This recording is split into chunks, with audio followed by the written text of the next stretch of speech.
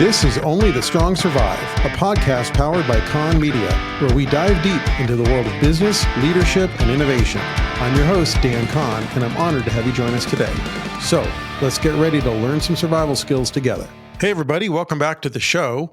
Today's guest is the founder of Trails Offroad, Todd Taylor. Todd is an avid off-roader who loves to explore new trails whenever and wherever possible. And they say necessity is the mother of invention, which is certainly true for Todd. His want and desire to find passable trails and new places to explore in the Great American West were the reasons behind his company, which we're going to hear about today. And we appreciate you coming on, Todd, and are excited to kind of learn about your business and about your journey. So thanks for coming on Only the Strong Survive. Yeah, thanks for having me, Dan. Really appreciate that. So I guess to start, walk us through what is Trails Offroad and kind of what's your background and where did this whole thing come from? Yeah, Trails Offroad is a product for people that like to go off-roading, overlanding, and explore outdoors. So kind of when I first got bitten by the off-road bug, there really wasn't a lot of good information out there, especially for somebody that was brand new into off-roading. You know, you've got safety factors and various things that go into off-roading. You know, I had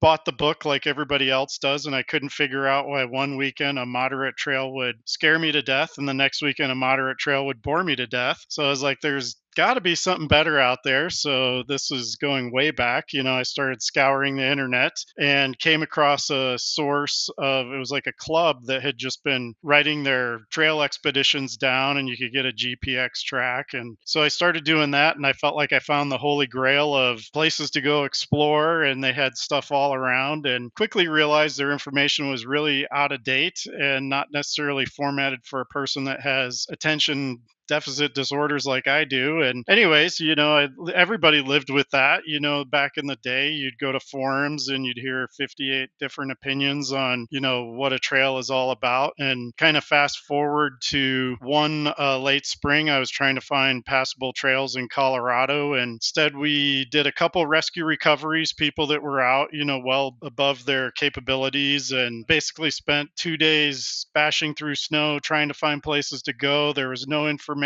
rescued all these people that were stuck back in the backwoods, and pulled finally into my driveway. And I was like, man, this is a really expensive hobby. I've got to find, you know, like a home business to create around it to get tax write-offs, and took the 20 steps from my Jeep to my front door, and I dreamed up Trails Off-Road. I said, how cool would it be if we got a bunch of people together around the country to write about trails that they know by the back of their hand, keep them updated, and be the definitive source for people looking for information where to go to find out what they like. Took that thought from that 20 step, sat on it for 6 months, had a website written, put a business plan together, boom, created a little side business, Trails Off-Road. Had no idea that it would turn into be anything as big as it is today. So when was that? Did that all kind of, that like light bulb went off? 2013 was when the idea was conceived, and then 2015 was able to show the world what Trails Off-Road could be. I had 2 trail guides written, and I unveiled it at the, I want to say it was the 48th or 49th Easter Jeep Safari. It was just me and a little TV screen showing a website, you know, which was not the most ideal, but I went there looking for writers, people that helped me write these trail guides. So at the beginning, it was more like an all trails sort of thing, right? Whereas it was less about mapping and more about sort of the guide itself, right? With like explanations, descriptions of what it was, all that. Very much guide driven. So not maps. You would take our information and use it with other map sources. You know, apps wasn't a thing really right when we started, or it was very new into the app world. So we weren't an app at that point, but very much a traditional travel guide. You know, you're going to get to here. This is what you're looking at. You're going to get to, you know, this mud pit, and the mud's going to be soft and you're going to get stuck. So don't go alone.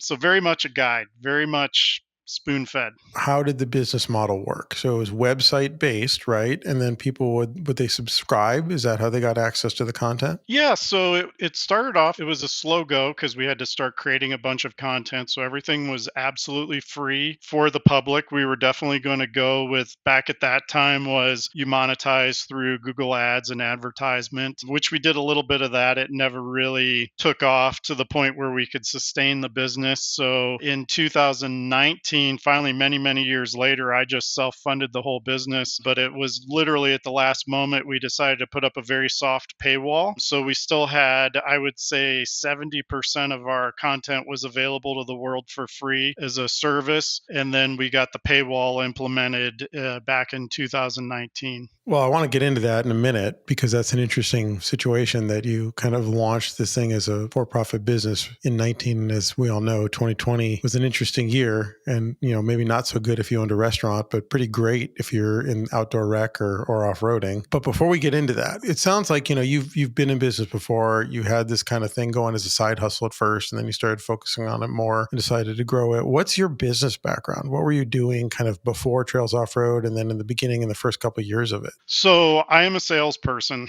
Back in the day, we called them salesmen. I am a salesman, true and true. Went to Kent State University for business. Never finished college. A friend of the family knew me, and he was like, "Hey, Todd, I got this job opportunity. You should come over and talk to me about it." And I got into selling blueprint services, believe it or not, as a very young man. The man that would become my mentor of all things business. He said, "You could spend all that money and go back to college, or you can come to work for me and make a lot of money." So I was like, well, I'm going to go to work for him and make a lot of money, and became VP of sales by the time I was 28 for that company. We really grew it. We were actually the first company to take blueprinting services, a very paper orientated business. We turned the company name into eblueprint.com. We had a swoosh in the logo, if that puts you back into that time frame. We created a really great business model. He ended up selling the company, but yeah, it was a great experience. The world does not get built without a blueprint or a plan. So not only was I involved in construction, GE with their train engine unit was one of my customers. Little Tykes, all sorts of things that happen with blueprints and engineering. So that's basically my background. I worked in selling some type of service into the construction, design, and engineering world. So architects would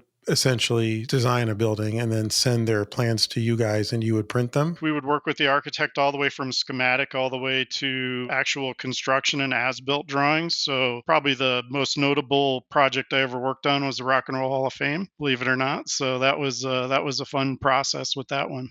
That's cool. Very interesting. Yeah. Okay. So now did you leave? I assume at some point you left, but did you leave that when you started Trails Off-Road, or was there at any point kind of parallel roads at the same time? Well, what ended up happening there is we bought a company in Colorado, is how I made it out of the Midwest to Colorado, and how I got bitten with I got to buy a Jeep and go drive in the mountains. So after they sold, I went and worked in kind of a loose industry. Yeah, I worked in parallel for somebody else and Trails Off-Road literally up until 2020. So for 5 years, I would spend every vacation working for myself, every evening working for myself, every day off from working for somebody else, working for myself. Okay, now kind of jumping back to Trails Off-Road again. So it sounds like for about 3 years, you're building the site, you're finding writers, you're kind of stacking content, you're building up this sort of database on your site. In 19, you launch a paywall, and then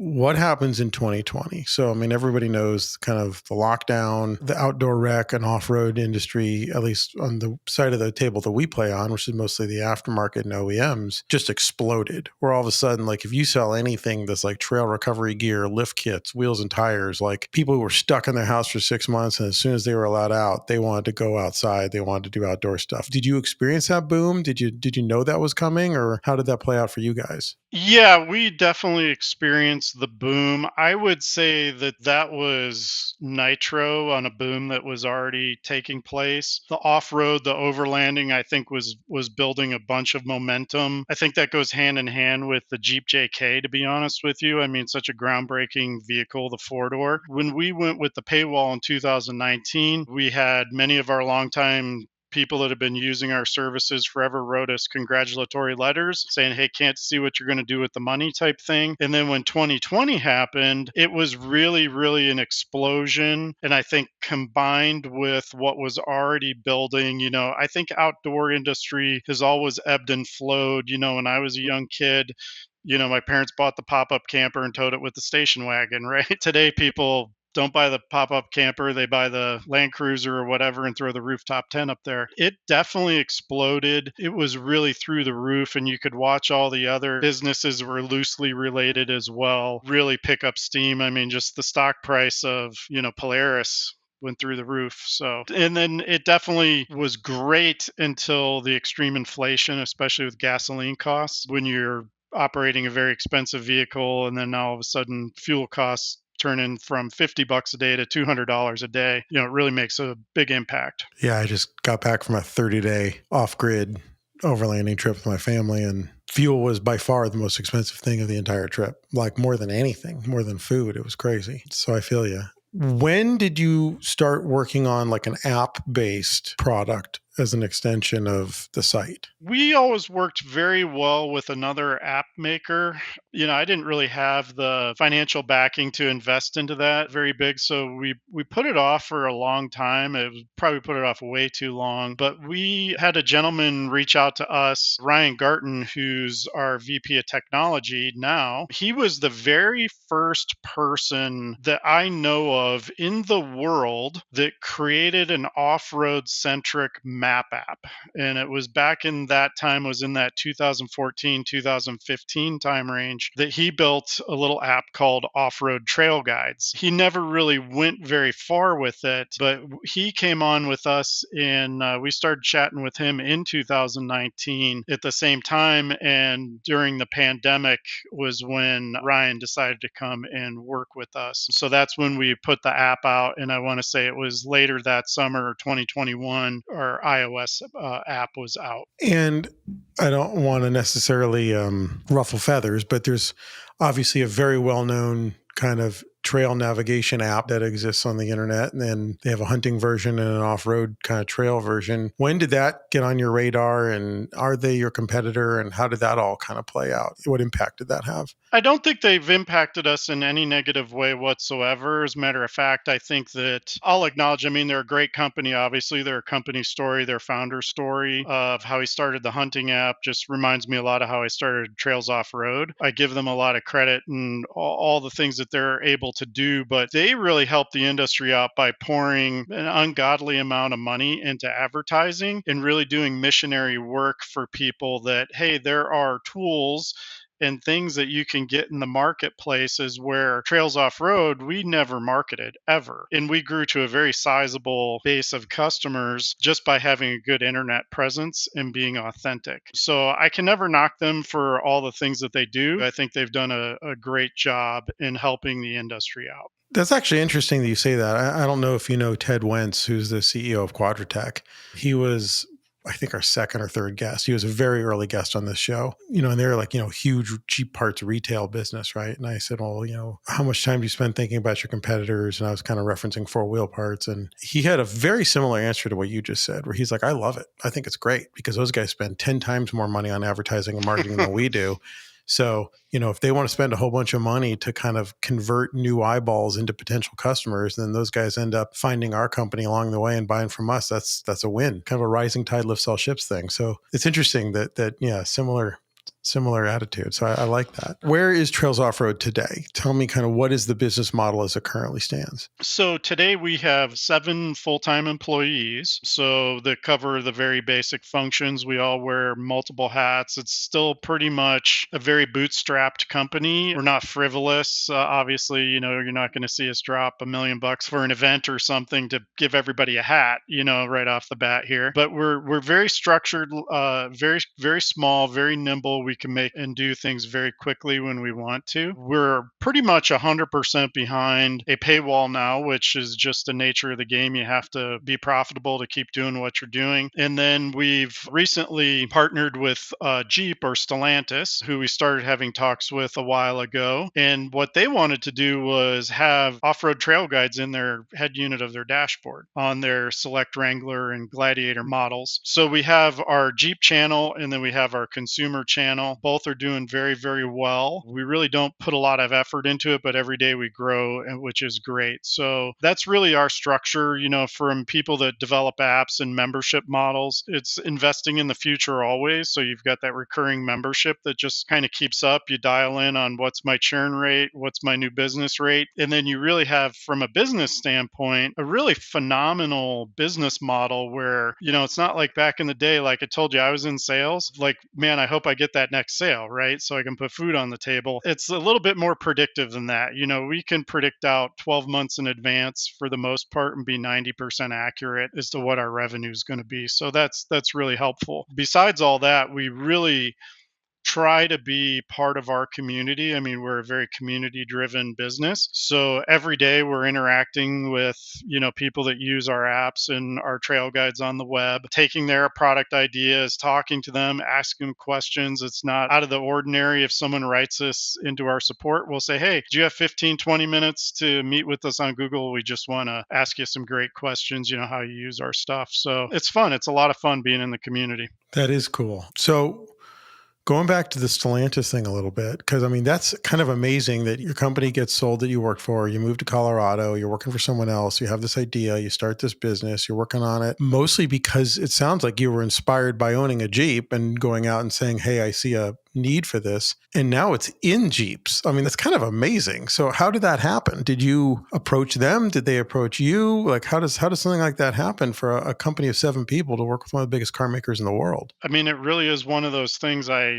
reality really hasn't set in because I'm always trying to run the business. Sometimes I don't have a chance to sit back and say, wow, we did okay there. They approached us. So they had approached a bunch of different companies, I believe, when they conceptualized what they wanted to do based on their customer feedback. They chatted with us. It was a long process to really put all that together. We're super proud to be part of them. We've really gotten to know a lot of the folks over at Jeep, and they are just an incredible group of people to work with. They're just like you and me, especially when you go out.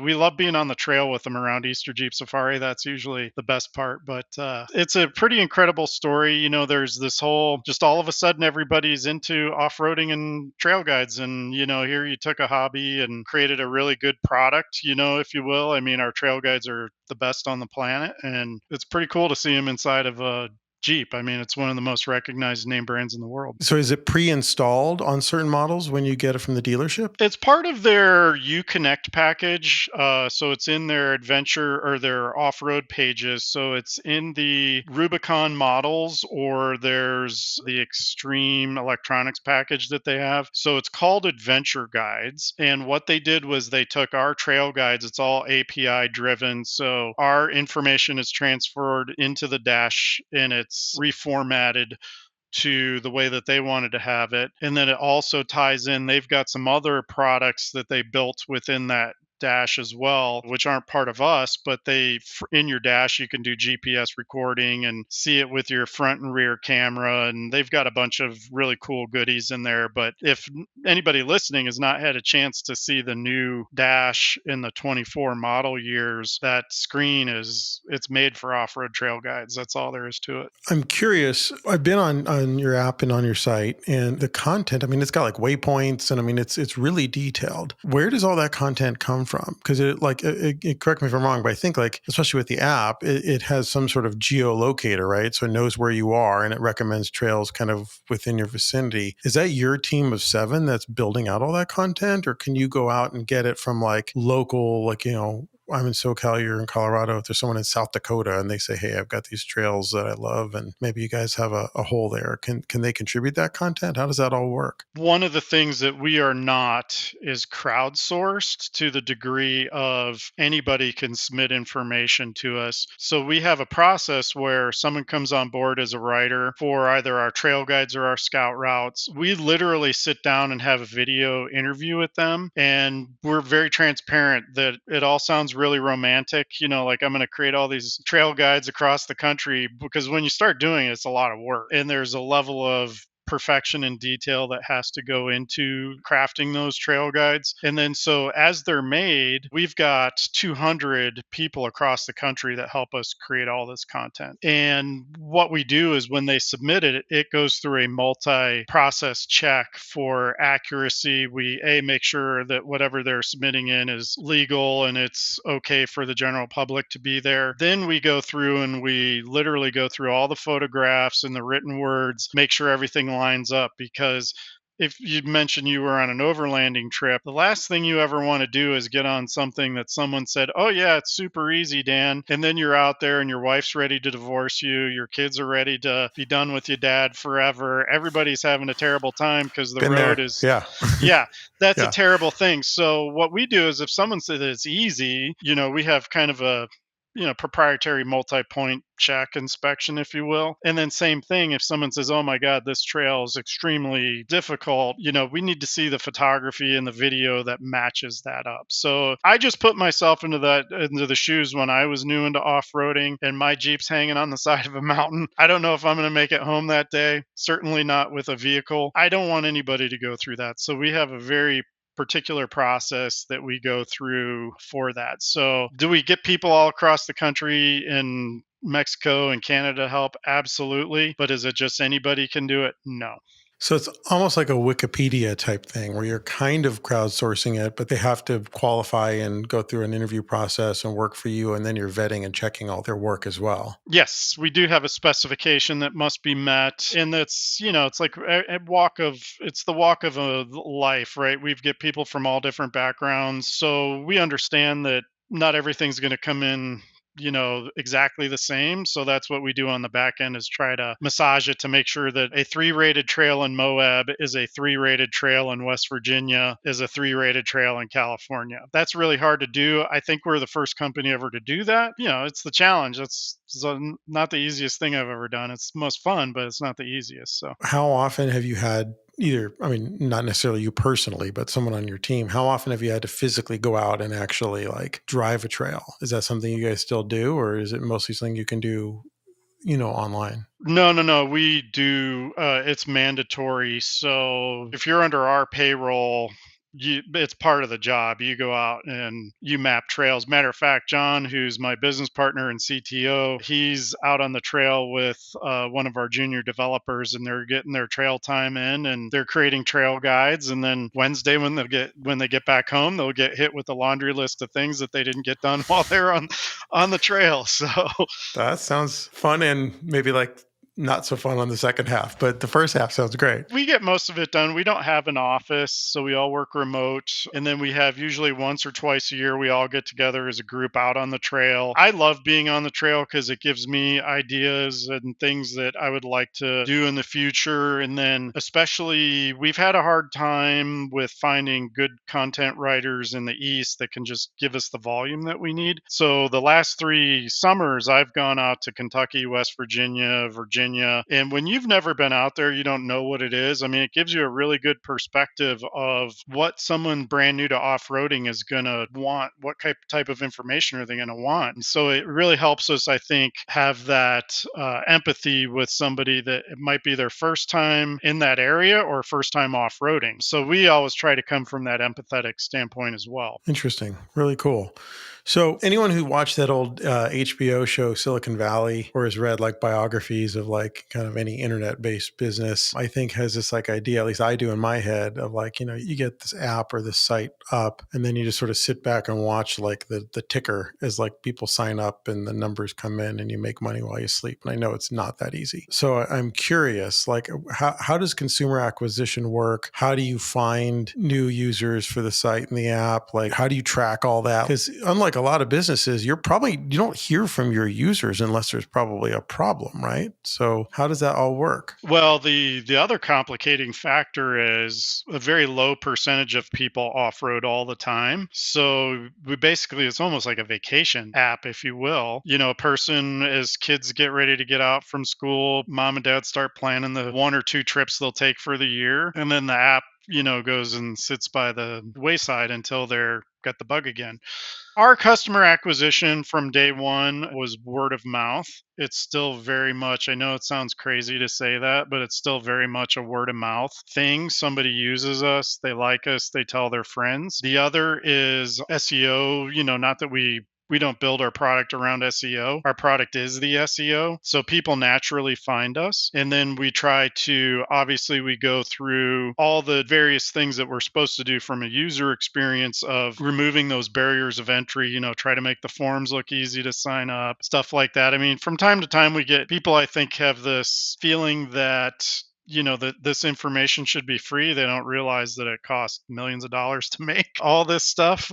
So we try to make all our forms as friendly as possible. And yeah, you betcha, we monitor every bit of the activity, not down to the individual, but aggregated as a whole. We know our conversion points. We can optimize a form, do all that kind of stuff. Dan, I'm sure in your business, you've done 28 million A/B tests. We do all that. That's really kind of our bread and butter right now. We definitely want to be able to scale that sometime soon and really get out to a larger group of people with that. So I think over this journey, we make the greatest trail guides for off-roading that anybody could ever have, right?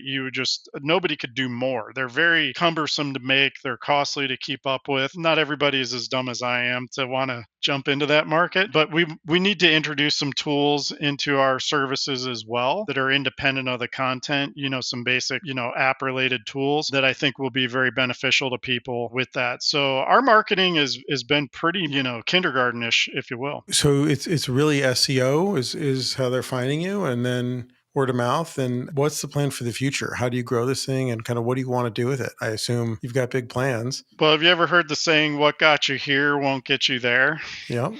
I think that's what we're figuring out. What do we got to do to get to over there? I think those are still things that are, in constant debate and conversation of, what are some of the things that we'd like to do next to, get to a position to really scale something, a little bit bigger. So I think those pages are not written yet. Interesting. Okay. So let's take a step back for a minute. Do you have any real competitors? And if so, how do you stand out in the market? Is there anything else out there that is similar to Trails Off-Road, or are you kind of a unique entity? Well, Henry Ford didn't compete with Chevy right off the bat. He was competing with the horse and buggy. So as I mentioned earlier, that's where, people will definitely say Onyx is a competitor of ours, but they're also doing us a big favor by doing that missionary work out there to do that. I would say if you looked at our core product, which is the Trails Off-Road Trail Guide, we do not have a competitor.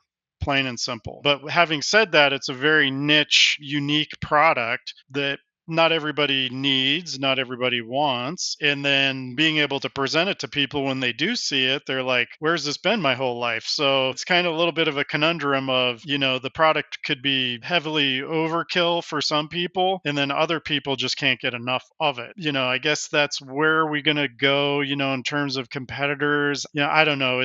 Competition is good. So I don't know if I would call anybody a direct competitor. That's good for the soul anyway, right? Yeah, it makes me feel good when I go to bed at night, right? So I'm curious, how did you learn how to lead? What's your leadership style, as you grow this business and you, like you said, you have a dispersed, where you have a remote workforce. You've got people, it sounds like probably all over the country. You've got a growing business. You're working with OEM. Did you go into this thing and say, hey, I have a business plan, I have a leadership framework, here's how I'm going to run this thing? Or is it more sort of like figure it out as you go? Well, my background, as I mentioned, was the gentleman who was my mentor, taught me everything I know in business. He came up to me one day and he says, I want to send you to Dale Carnegie. And I said, well, what's Dale Carnegie? And he started telling me, well, Dale Carnegie was the very first, guy to really teach public speaking and sales and management classes. He went to Dale Carnegie. He also went to Wharton, but his Dale Carnegie certificate was signed by Dorothy Carnegie. So it tells you how far that goes back. So I am very much a Dale Carnegie individual when it comes to dealing with people and taking that all in through business. I really believe in that human relation principle in all that we do. But I also was taught by Tony, sometimes you got to roll the dice and you don't know what the outcome's going to be.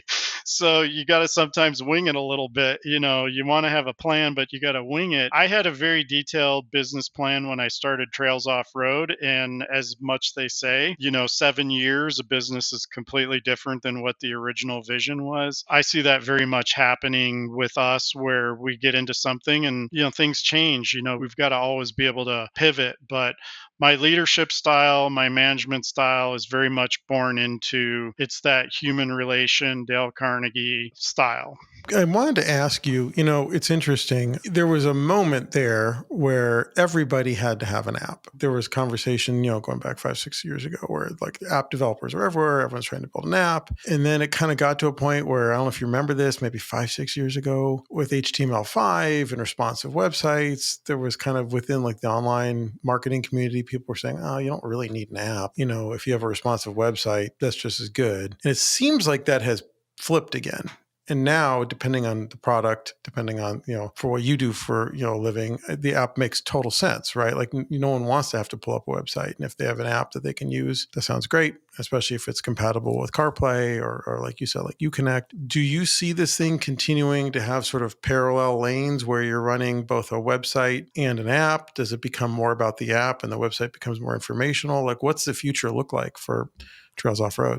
It's definitely an app-driven world just from a consumer standpoint. When we do the big events like Overland Expo or whatever, and people come up and they're like, what do you do? And they're like, oh, we make off-road trail guides. And they're like, oh, so you're an app? And I said, no, we make off-road trail guides. The app is a vessel. The web is a vessel. So whatever it is that you're doing, you've got two different vessels that can deliver, information or deliver a tool function. So I think they both have their place, especially when you are dreaming about your 30-day overland trip and you're in that planning stage. You really, to be on a big monitor, sit at your computer and look and explore and poke around. It's a much more immersive experience, as where the app, obviously you need that native app so you can operate offline. So as cell connection isn't everywhere. So you need that offline capability of an app. I would say, Dan, that both are going to be relevant for a very, very long time. And I would suggest that anybody in the off-road app space has to be a native app for that offline capability. Interesting. That makes sense. What do you want to do with the business as it grows? Are you hoping to sort of just keep doing this as long as you can? Do you want to kind of scale it and sell it? I assume you've thought about this kind of stuff late at night as you're laying there thinking about your business you've built. Well, the stuff I really would like to share is I have a dream,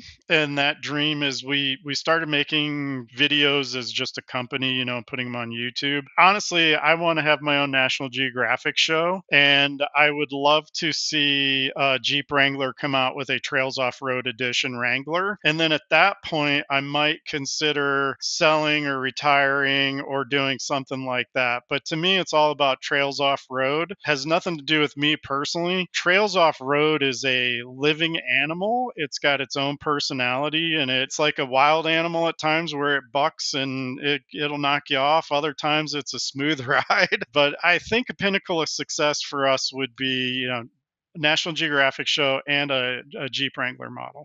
I like it. And I'm being 100% serious. If you talk to my team, they would say, oh, yeah, that's his thing. No, I get it. And in the meantime, like I said, I am fortunate that I've somehow figured out a way to build a business that allows me to, with Starlink, I can work remote every year for a few weeks and go on the road with my family, and we can sleep in a forest, and I still make all my work calls. And I don't know if I could do that if I work for somebody else. And it sounds like you've got a similar deal where like if you're, running a business and you still get to go off and go jeeping and get on the trail, and your, CTO is doing the same thing. And I mean, I think that's kind of part of the reason why small business, there's hard stuff, right? Like when cash flow gets tight or payroll gets wonky or those kinds of things, that's the challenging part. But the good part is it lets you kind of, if you can kind of enjoy the parts of your lifestyle that you really like and make it part of your job, that's kind of a win right there, right? Yeah. I mean, I just, I think when you were on your overland trip, when I went out east, I spent a good amount of time with my folks who are in their 80s, and, days are numbered. So, to be able to sit there and just have my laptop and sit in the same room with them while they talk about what's going on in the world, money can't replace any of that. Very true. What advice would you give someone who's looking to start a niche business? Just do it. It's funny with Trails Off Road, all the people that I've talked to have, become writers for us, they've all said, I had a similar idea. I just never did anything. So I would always say, just get into it, start doing it, try to fail quick, try to succeed quick, fail quicker than succeeding quicker, but definitely just do it. The one mistake I made was getting zero financial backing up until 2021 was when my first financial backing came in. So I was in business for a long time without any financial backing, but get a good pitch deck. You see if you like your idea, just do it, live in your passions, and it all works out. I love that. Do you have any predictions for the industry over the next couple of years? I know you referenced kind of inflation earlier, and it just seems like we're kind of living in a chaotic time right now. What do you think's down the road? What's coming? I think we got some pain coming. You see the ebb and flow in areas. I think that it's hard to say exactly what's going to happen, but I still think that we're in for a tumultuous time. And I do think that for off-roading, there's definitely some outside pressures from our government to limit the use of public land is a big risk. But what I will say is that when you deal in dreams and you deal with excitement, with things to do, people's recreation time, the things that really matter in life, that business never goes away. So if you looked at old studies of like during World War II, businesses that flourished, obviously anything related to military flourished, but one of the biggest flourishing businesses during World War II was cosmetics and the flower business, because it makes people feel good. Being able to get in your vehicle and go and explore this great country of ours, that is never going away. So I will always rest on that, as that's my rock of grounding me, is that we're always going to want to go do something, and Trails Off Road is always going to let someone know where they can go do it. I love that. That's great. Last question. That's something I ask all of our guests. As you think back on your whole career, and then particularly your time with Trails Off Road, what's the biggest mistake you made and what did you learn from it? Well, I could go to therapy over that question. My biggest mistake, it really comes down to a confidence issue. I would say, like, if you really have conviction and then you start double guessing, and there's a saying, they say indecision has killed more people. So I would say confidence and just make the decision and do it quick. If I look at the areas where I failed, it really comes down to I just didn't make a quick enough decision. When I did make the decision, I was too wrapped up into it versus, hey, the results just aren't what they're supposed to be. Let's cut it and move on. So just move fast, move decisively, move forward. Yeah. Yeah, good advice. Well, very good. Todd, thank you so much for coming on the show. Let everyone listening know how to find out more about you and about Trails Off Road. The easiest is just go to trailsoffroad.com. If you're on your cell phone, it'll bring you right to a link to the app stores, and you can download the app right there. Anybody that's listening, you can, if you're on the website, just go to any of the state pages. You can find a bunch of free content. You do need to sign up for the free content. Take a look at it. And I'm telling you, it'll blow you away, the level of detail that you can get to plan your trip. And then we have a 7-day free trial. It's $39.99 a year. We do not play the sales game. We're pretty much $39.99 a year all year round. So try the trial. It's 7 days. If you don't like it, hit cancel, but I guarantee you'll be a customer for a long time. Love it. That is the end of today's episode of Only the Strong Survive. Let me know what you think by rating this podcast on the platform you're listening to. Please be sure to like and subscribe to us on YouTube at OTSS Podcast, posting full videos of the episodes, including this one. Wanted to thank Todd again for coming on and talking about Trails Off Road. Hope you all have a great rest of your day.